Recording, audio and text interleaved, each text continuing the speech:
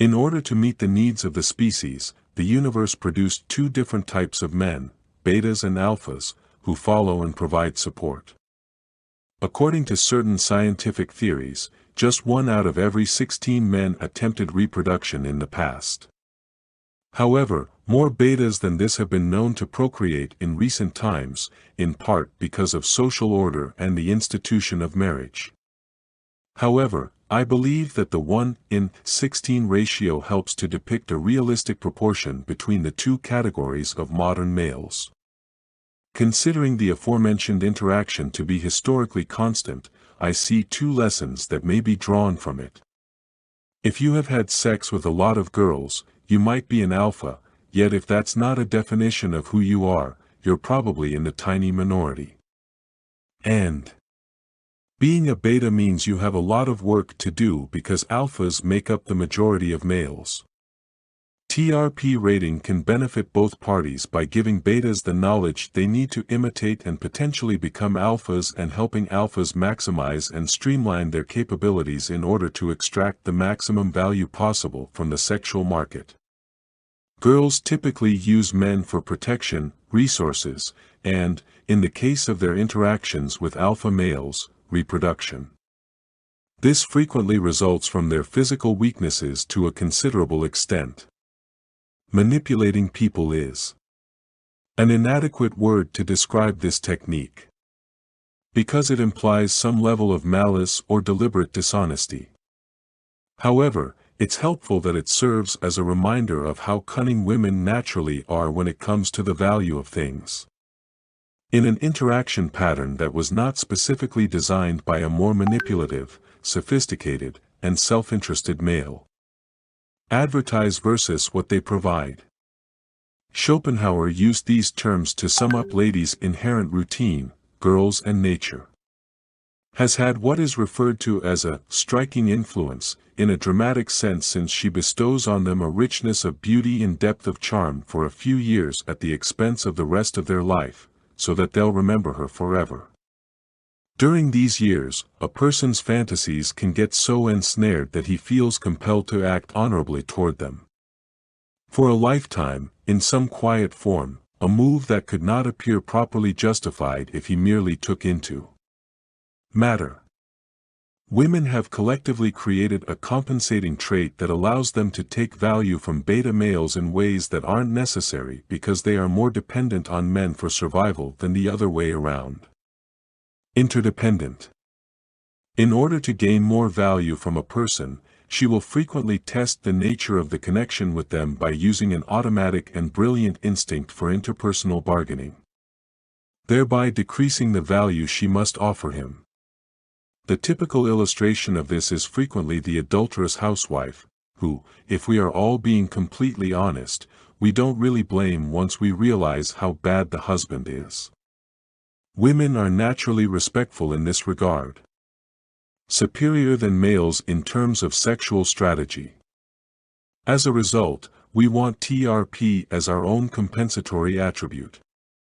Many discussions in the manosphere on the negative qualities of girls are only true when describing the interaction styles of women and men who haven't learned how to actively utilize feminine nature to tip the scales in their favor.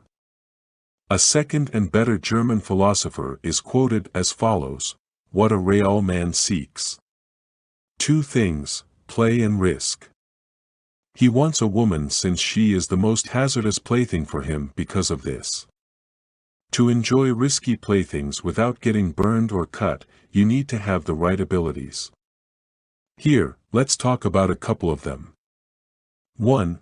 Create or imitate a mental attitude that is sex-satisfied rather than sex-desiring. Women are subconsciously programmed to be interested in guys who are already in relationships even though they are not consciously aware of this. Having a date. As her mind runs this unconsciously formed logical syllogism, this is frequently a very primitive kind of preselection, although I am unsure of this man's suitability for reproduction, the mere fact that there are indications that he might. He's not desperate, he's barely trying, and the fact that he appears to already be being laid would indicate that other women have already determined that he is. There are two different yet complementary methods of cultivating this feeling of sex satisfaction. By engaging in regular sexual activity with females and dipping as low as necessary in the SMV column, one can effectively induce LAID. The alternative is to artificially change your behavior and emulate it. A behavior consistent with someone looking for love. There is no shame in this, only steer clear of any actions that she might interpret as being motivated by need, desperation, or sexual frustration. You have to do this continuously. Watching oneself is exhausting. I do not advise using this second option as your exclusive method, therefore. Hardest provided a clear illustration when he remarked, "When in doubt about what to say to a woman, pretend that you are already lying." With two of them in bed, if you carefully haggle your way down the sexual food chain, there is much to gain and you'll soon be being laid on a regular basis. I'm open to the idea that other male personality types might find me appealing. Although I would argue that this predilection is the result of low testosterone or an excessive dependency on masturbation and pornography, it is best to avoid rolling in the hay and to have the least sex possible with a low SMV female. It seems there were two TRP camps. Since one says, "Screw women," the other must also say it.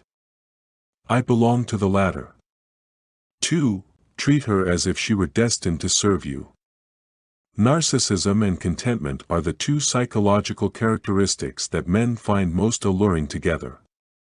The former is more relevant to our consideration of sex satiety than the latter, although separate. For the purposes of this discussion, narcissism is reckless self-interest and delusional self-confidence. It is a trait of a person who has extreme double standards when it comes to himself and the women he dates, and he is aware of it. And when he is called out thereon, he laughs.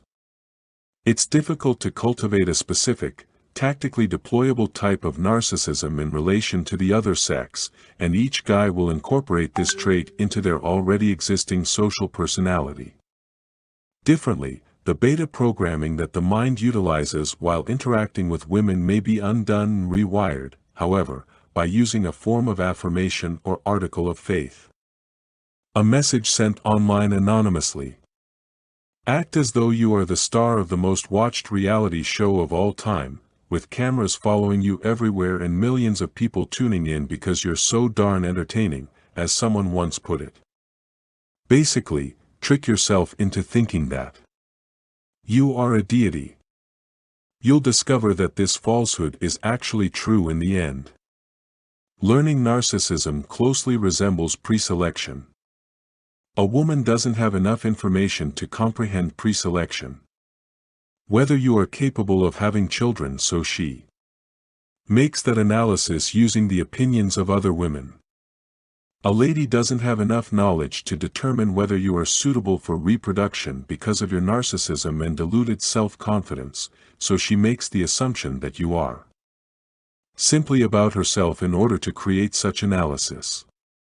It should go without saying that when a lady decides if she wants to fuck you, she isn't consciously thinking of you as a reproductive partner. All of these are. She is unaware of subliminal psychological processes that are occurring. She might only be mindful of the need to fuck you. Women exist to serve alphas, while betas exist to serve women. Occasionally, this dynamic is. Occasionally, women will expressly love being or feeling exhausted by their dominant male partners. Give her a little bit of the impression that she is there to help you establish the desired alpha-to-female relationship pattern. 3. Ignore all of her comments that you would have preferred she not make. The most effective and kind way to get the desired value out of your interactions with women is to discipline and control them. Reward her by giving and taking away her focus. Contrary to popular belief, ignoring a woman when she behaves or speaks inappropriately is easier and less discouraging than confronting her or possibly even employing physical force. This occurs frequently because neglecting a woman conveys a greater willingness to distance oneself from her permanently. This indicates her value and causes her to feel insecure, whereas vocal conflict lets her know that she is his only. He's more likely to pick the option to control her than to simply steer clear of negativity and undesirable behavior and toward other women from whom he knows he may obtain a more favorable outcome. Relationship. When a woman you're talking to asks or says something you don't want to hear, just ignore it.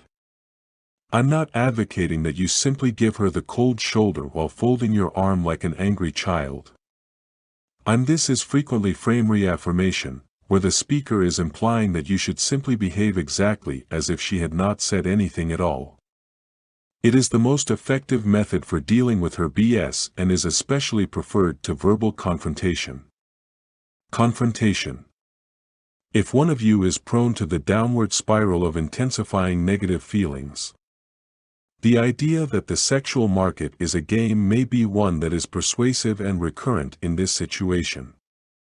I believe that this is typically only true when men struggle to adjust male-female interaction styles so that they meet the self-interest of the male and, as a result, the feminine's alpha-pleasing inclinations rather than the male's.